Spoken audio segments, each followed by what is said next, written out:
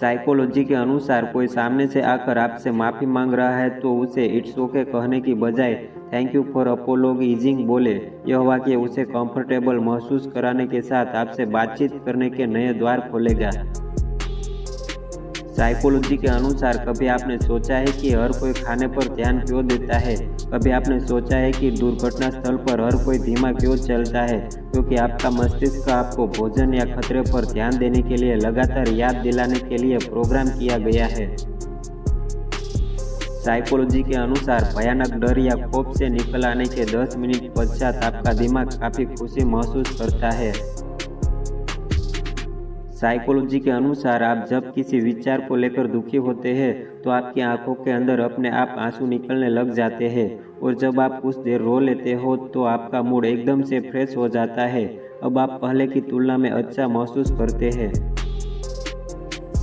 Psychology के अनुसार अगर आपको लगता है कि कोई अपनी उम्र के बारे में झूठ बोल रहा है तो उनसे पूछें कि उनका जन्म किस साल में हुआ है। अगर वे झूठ बोल रहे हैं तो उन्हें गणित करना होगा, लेकिन अगर वे सच कह रहे हैं तो वो तुरंत बोल देंगे। साइकोलॉजी के अनुसार अपने दिमाग को किसी ऐसी चीज़ को याद करने की कोशिश में मत लगाओ जिसे आप भूल गए हैं। इसके बजाय आंखें बंद करके उन घटनाओं को सोचें जो उस भूली हुई चीज़ से मिलती जुलती है। भूली हुई चीज़ या बात जल्दी याद आ जाएगी। साइकोलॉजी के अनुसार किसी ने कुछ बात कह दी या कोई बात को लेकर परेशान रहते हो तो एक डायरी बनाओ, उसमें अपनी रोज़ की सारी परेशानियां लिखो। मानो या ना मानो, आपको लिखने के बाद ऐसा लगेगा जैसे आपने अपनी भावनाएं किसी के साथ साझा की हो।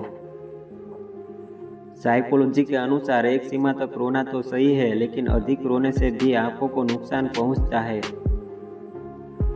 साइकोलॉजी के अनुसार अगर आप किसी व्यक्ति के चरित्र का अंदाज़ा इस बात से लगा सकते हैं कि वे ऐसे लोगों के साथ कैसा व्यवहार करते हैं जो उनके लिए कुछ नहीं कर सकते।